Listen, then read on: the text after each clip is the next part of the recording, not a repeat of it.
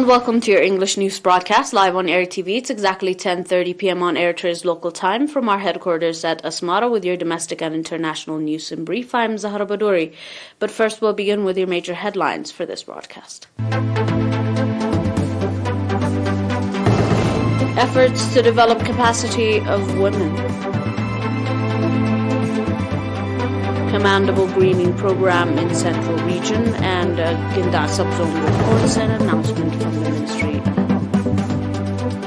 Qatar to invest $3 billion in Pakistan economy as your primary international. U.S.-Ukraine, Biden announces nearly $3,000 billion in U.S. military aid to Ukraine. Welcome to your reports in brief. The National Union of AirTrain Women branch in the Gashbarka region reported that strong effort is being exerted to develop the overall capacity of its members. Speaking at the concluding event of the administration and leadership training that has been organized from 15 to 18 August, Mrs. Yihdega Johannes, head of the union branch, said that women's capacity building is one of the main priority of the union. The administration and leadership training that was provided to 53 heads of the union in the subzone of the Gashbarka region included human resources and time management, bookkeeping, as well as conflict resolution and significant of effective management. Mrs. Tasfa Mikhail, president of the NUEW, on her part expressed on the significance of providing training in administration and leadership to members in the effective execution of the programs of the union. The trainees, on their part, commanding for training opportunity they were provided, expressed readiness to live up to the expectations.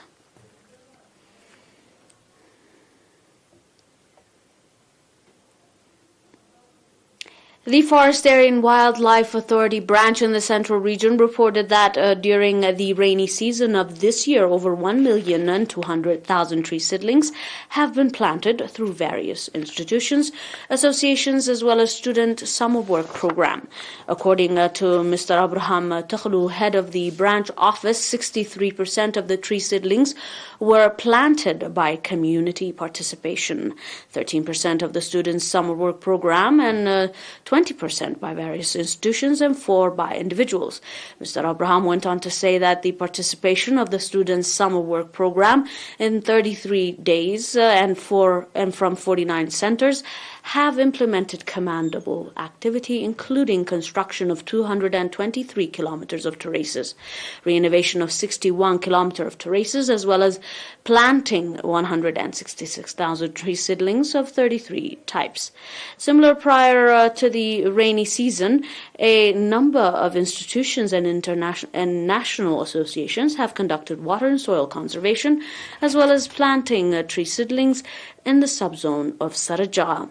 Mr. Abraham also called on the public in general and those that were involved in the popular campaigns, in particular, to conduct regular follow-up of the safety and sustainability of the tree seedlings they have planted.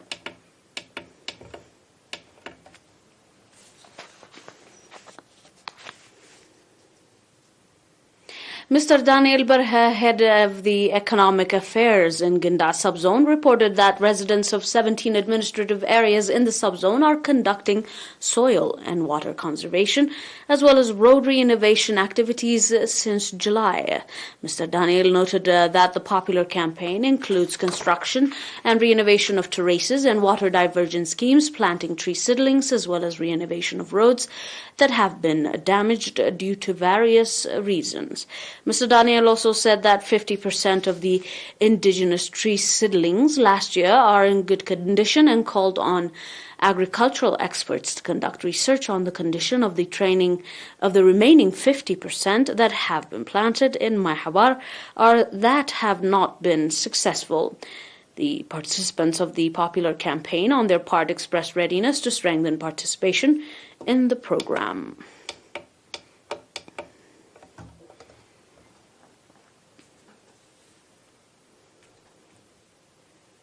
On your final domestic and health report, 5 patients who have been receiving medical treatment in hospitals in the central region have recovered fully and have been discharged from the facility. The total number of recovered patients has accordingly increased to 10,046, while the number of deaths stands at 103. The total number of confirmed cases in the country to date stands at 10,149.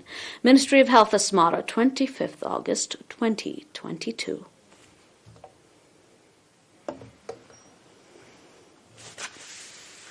Stay tuned for more on your international after this short break.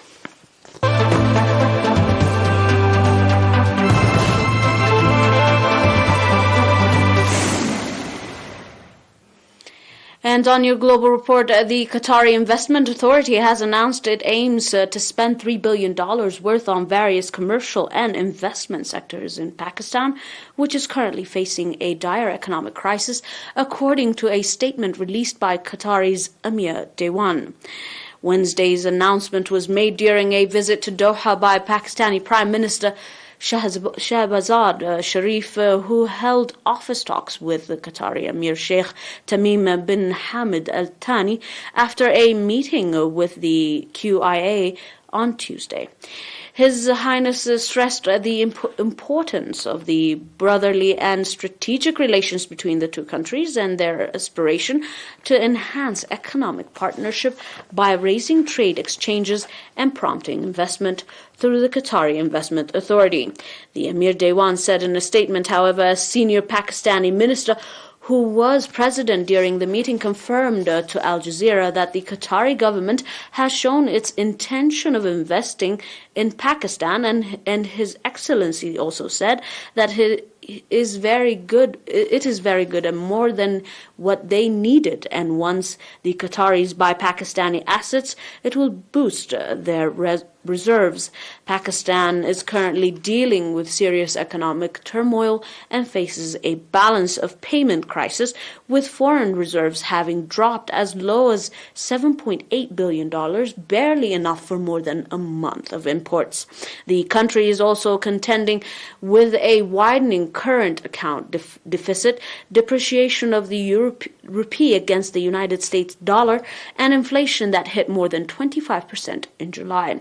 During the session, the two heads discussed bilateral relations between Qatar and Pakistan and ways to support the develop them in the fields of defense, economy, investment, trade, exchange, energy, and sport, in addition to discussing the effort made by the two countries to combat tourism.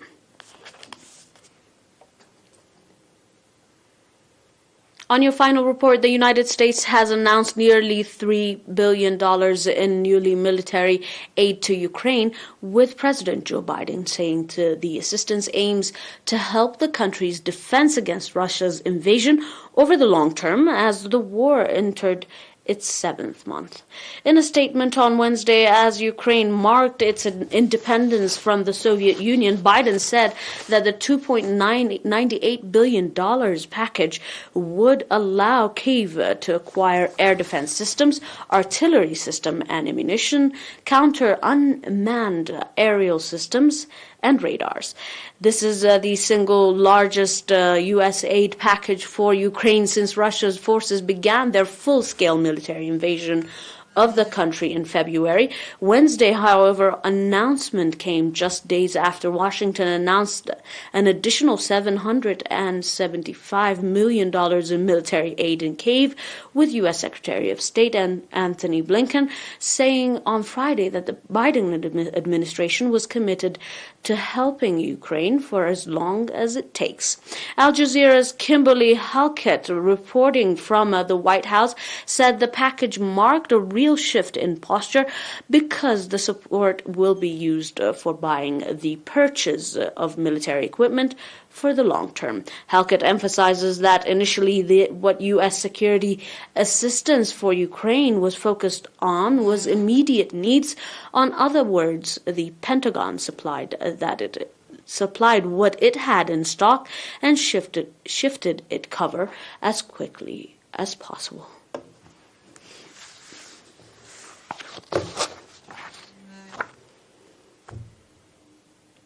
Dear viewers, that is all for now. The reports on your international and domestic timely. But until we are back with some more news, stay and enjoy the rest of our programs. But until then, these were your major headlines for this broadcast in review. Efforts to develop capacity of women. Commendable greening program in the central region and soil water conservation activity in Ginda and Health Report. Qatar invests $3 billion in Pakistan economy. President Biden announces nearly $3 billion in U.S. military aid to Ukraine. Leaving you here from our headquarters at Asmara on ERi-TV, we'll leave you with the rest of our programs. Thanks for watching and have a nice one.